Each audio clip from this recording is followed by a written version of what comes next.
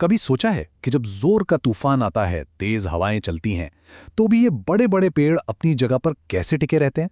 कमाल है ना। इनकी इस जबरदस्त ताकत का राज एक ऐसी दुनिया में छिपा है जिसे हम अपनी आंखों से देख ही नहीं सकते।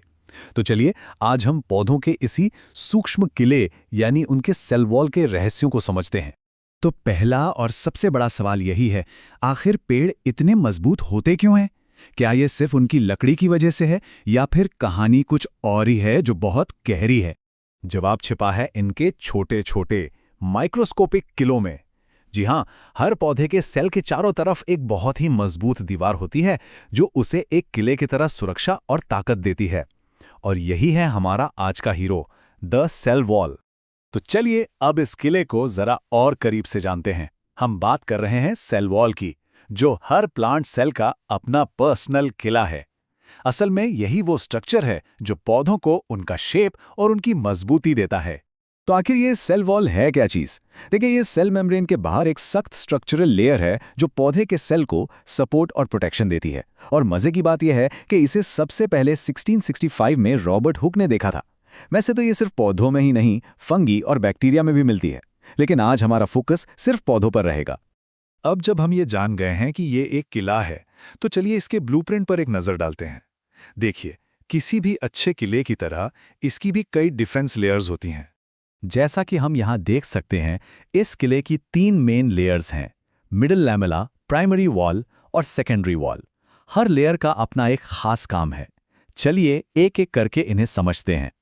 सबसे पहले बात करते हैं मिडिल लैमेला की।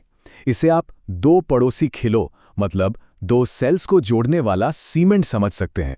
ये पेक्टिन से बना होता है और पूरे पौधे के स्ट्रक्चर को एक साथ चिपका के रखता है। अच्छा, अब आते हैं प्राइमरी और सेकेंडरी वॉल्स पर। देखिए, प्राइमरी वॉल काफ़ी फ्लेक्सिबल होती है और ये बढ़ते हुए सेल्स में पाई जाती है, बिल्कुल एक नए शहर की फैलती हुई दीवारों की तरह। वहीं दूसरी तरफ सेकेंडरी वॉल मोटी, सख्त और बहुत मजबूत होती है और ये मैच्योर सेल्स में बनती है। ये उस पक्की दीवार की तरह है जो शहर के पूरी तरह बस जाने के बाद उसकी हिफाजत के लिए बनाई जाती है। तो हमने किले की लेयर्स तो देख ली, लेकिन सवाल ये है कि आखिर ये किला बना किस चीज से है। चलिए अब उन सुपर स्ट्रॉन्ग बिल्डिंग ब्लॉक्स पर नजर डालते हैं जिनसे ये तैयार होता है। इस किले का मेन मटेरियल है सेल्यूलोज, जो स्टील की सरियों की तरह टेंसाइल स्ट्रेंथ देता है। फिर आता है हेमीसेल्यूलोज और पेक्टिन। ये कंक्रीट की तरह सब कुछ एक साथ जोड़कर रखते हैं। और आखिर में लिग्निन, जो सेकेंडरी वॉल को वाटरप्रूफ बनाता है और उसे और ज्यादा मजबूती देता है। यही वो चीज है जो लकड़ी को इतना सख्त बनाती है। तो क्या ये सारे किले एक दूसरे से बिल्कुल अलग थलग हैं? नहीं, बिल्कुल नहीं। इनके बीच में कुछ गुप्त रास्ते भी होते हैं, कम्युनिकेशन और ट्रांसपोर्ट के लिए बनाई गई टनल्स। इन गुप्त सुरंगों को एक खास नाम दिया गया है, प्लाज्मोडेस्माटा। ये इतने छोटे चैनल्स होते हैं जो सेल वॉल्स से होकर गुजरते हैं और आसपास के सेल्स के साइटोप्लाज्म को आपस में कनेक्ट करते हैं।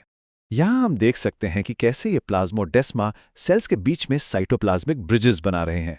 इन्हीं रास्तों से पानी, न्यूट्रिएंट्स और जरूरी सिग्नल्स एक सेल से दूसरे सेल तक आते जाते हैं। जरा इसे और करीब से देखते हैं। ये 3D व्यू हमें दिखाता है कि ये रास्ते कितने कॉम्प्लेक्स हैं। ये सिर्फ छेद नहीं है, बल्कि ये तो सेल के अपने इंटरनल सिस्टम्स का ही एक एक्सटेंशन है जो मिलकर एक बहुत बड़ा कम्युनिकेशन नेटवर्क बनाते हैं। तो अब हम इस किले की बनावट और इसके गुप्त रास्तों के बारे में जान चुके हैं। पर सबसे बड़ा सवाल तो ये है कि आखिर ये किला एक पौधे की जिंदगी के लिए इतना जरूरी क्यों है? तो ये किला करता क्या क्या है? असल में ये एक साथ कई काम करता है। सबसे पहले तो ये पौधे को ताकत और सहारा देता है। ये सेल को बहुत ज्यादा पानी सोखकर फटने से भी बचाता है, जिसे टर्गर प्रेशर कहते हैं। साथ ही ये एक शील्ड की तरह उसे चोट और बाहरी हमलावरों से भी बचाता है। और हाँ, ये सेल के ग्रोथ को रेगुलेट करने के साथ साथ कम्युनिकेशन में भी मदद करता है। और अब आखिर में एक बहुत ही दिलचस्प सवाल। अगर सेल वॉल्स इतने मजबूत, इतने रिजिड किले हैं, तो फिर पौधे बढ़ते कैसे हैं? वो हवा में झुकते कैसे हैं? ये एक ऐसा पैराडॉक्स है, एक ऐसा विरोधाभास, जो हमें दिखाता है कि ये माइक्रोस्कोपिक खिला कितना ज्यादा कॉम्प्लेक्स और डायनामिक है। सोचने वाली बात है ना?